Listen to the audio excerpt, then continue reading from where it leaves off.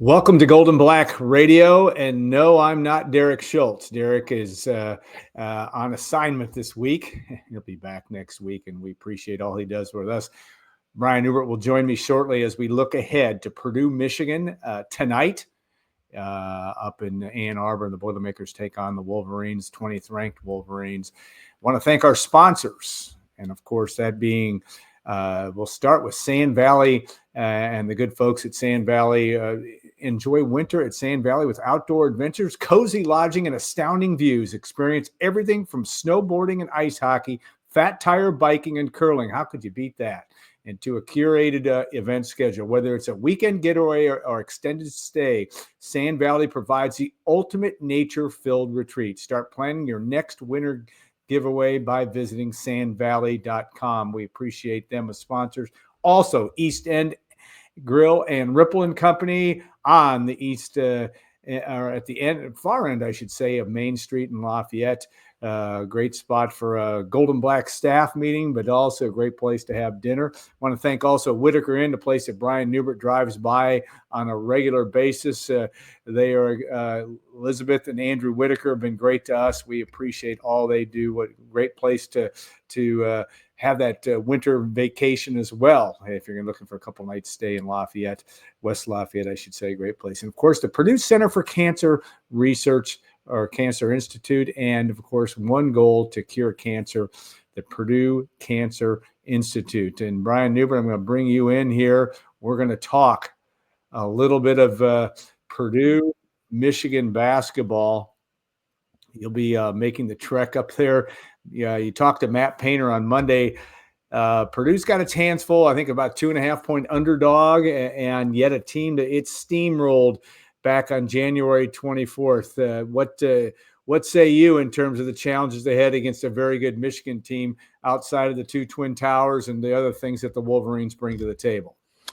Well, it wasn't much of a problem the first time around.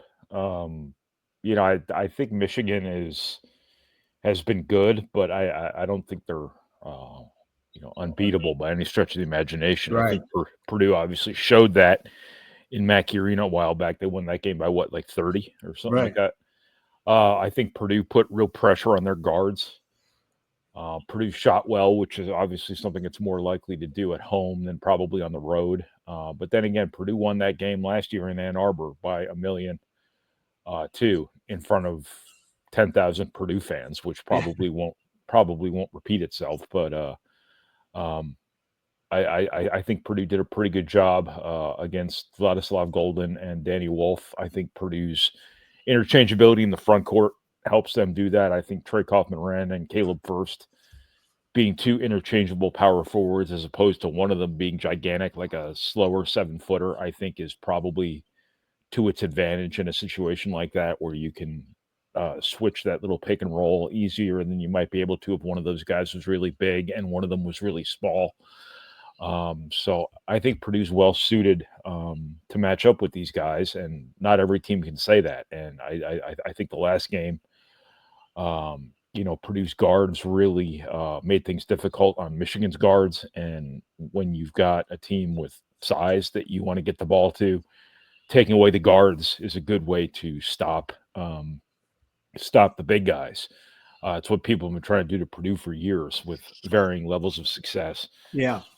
But I think that it's always the best way to approach these games to assume that things aren't going to go the way they went in the last game. So this will be obviously a much closer game. This won't be a game where Purdue just blows them out of the water from the get-go, most likely. If Purdue shoots the same way it shot in Mackey Arena, then things could potentially unfold similarly. But things are always tougher on the road. Purdue has not been the most consistent three-point shooting team, but they got a couple of guys playing really well here. Braden Smith is playing at a elite level. Trey Kaufman-Wren's playing at an elite level.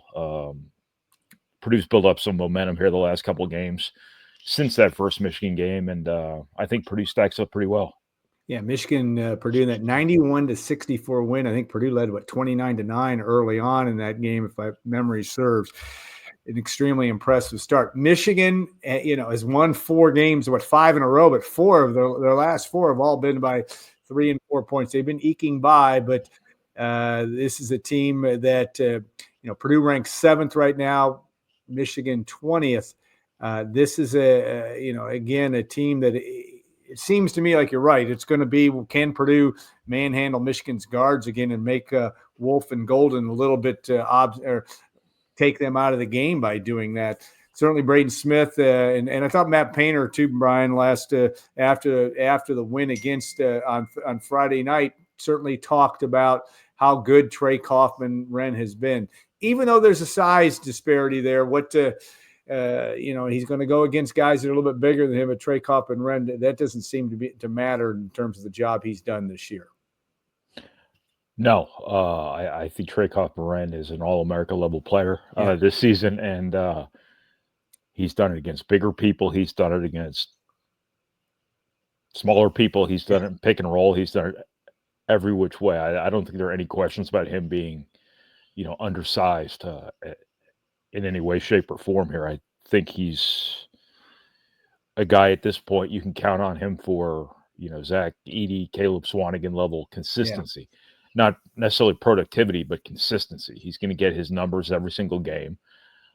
He's going to make the right plays when really focused upon by the opposing defense, and he's just been a great player. And I think it was a big step for him against USC the other day, really dominating the glass the way he dominated the glass. He's making his free throws, and I think that's where some of his upside to the course of this season has lied, is Purdue has needed him to be a little bit better on the glass, a little more effective on the glass, I should say, to maximize his productivity by making his free throws and to stay out of foul trouble. Yeah. And all of those things fell into place against USC. And, for that reason, he's Big Ten Player of the Week for the 3rd time this season. And there's no sign of him slowing down whatsoever. What did, when you talked with Matt Painter in terms of what to, obviously, stating the obvious, this is going to be a challenge, but where does Purdue have the advantage? What does Purdue have to exploit? What, if you were going to look at this game, what does Purdue absolutely have to do well on the road? Is it making some threes early? Is it getting out that lead? You talked about how that was last time. That's maybe not going to happen again. But what are those things that if you're going to look at this game and say this is a must do for Purdue early on, what is it on Tuesday night in Ann Arbor?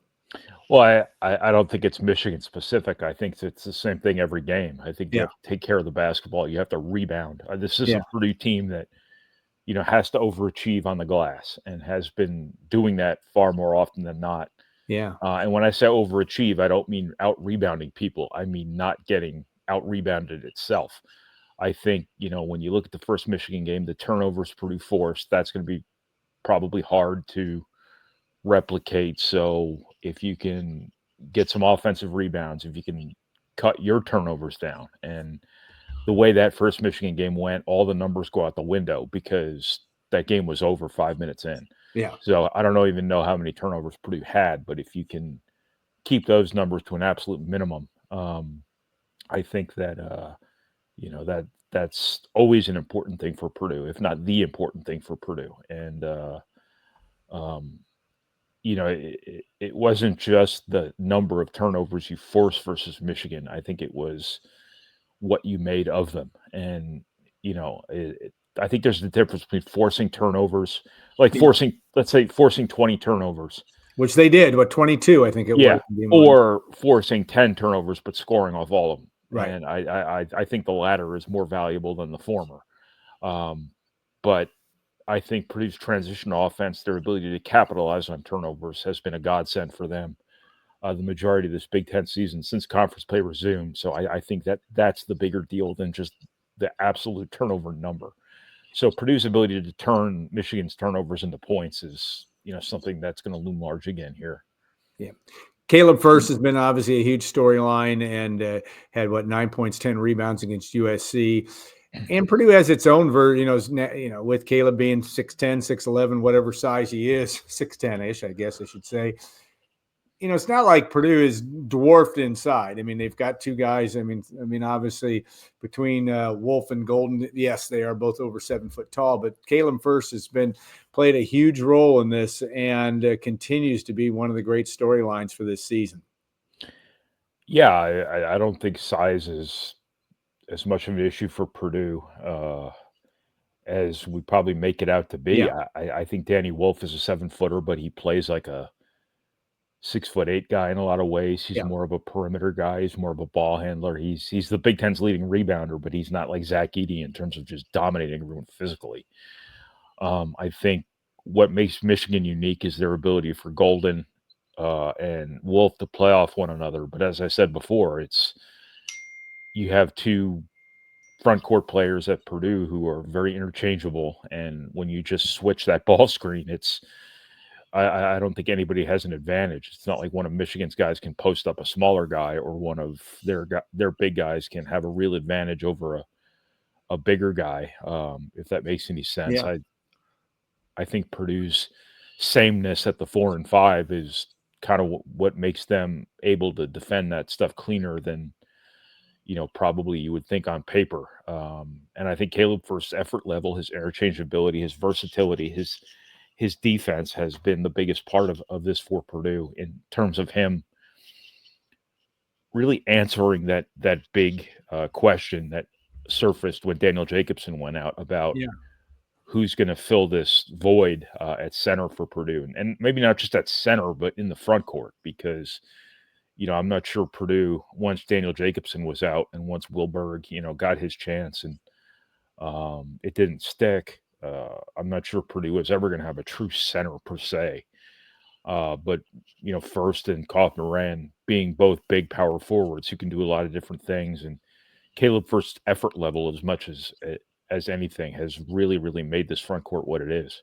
Yeah, no question about that. I mean, it's been one of the revelations of this season, and it's put Purdue in a light where the Boilermakers have a chance to not only have a special end of this season, but a long stay in the month of March.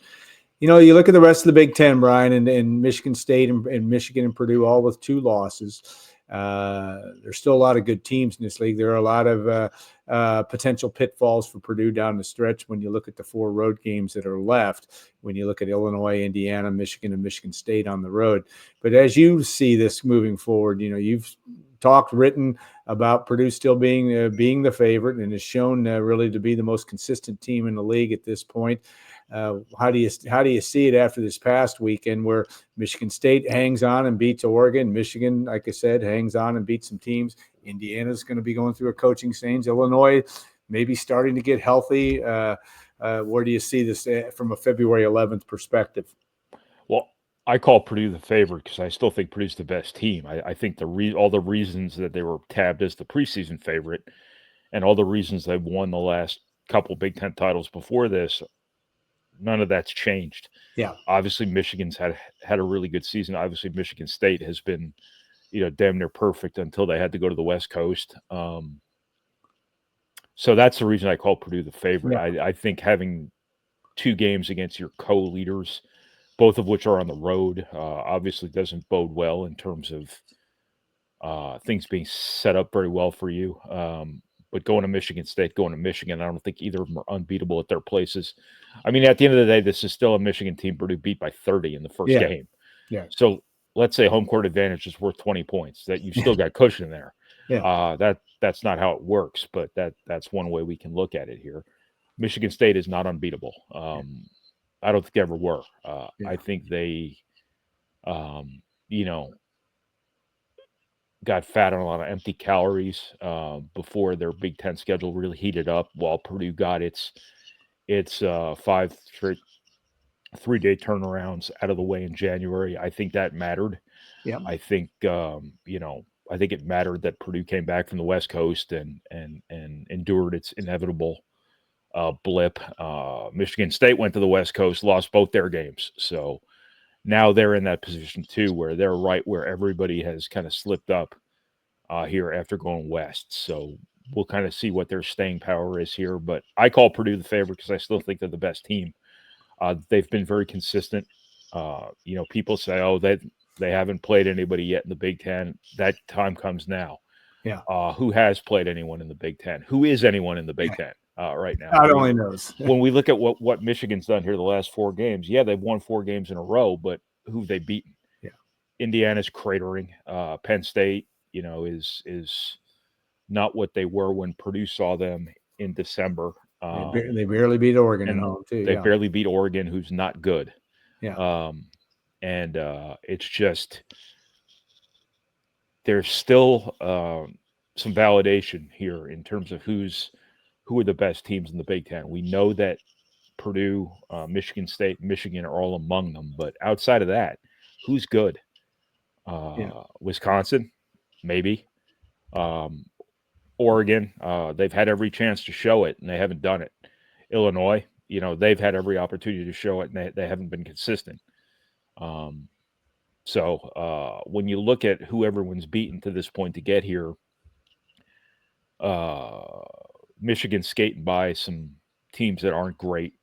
Michigan State, is only now getting to the point of its schedule where it's got to do with the West Coast part of it.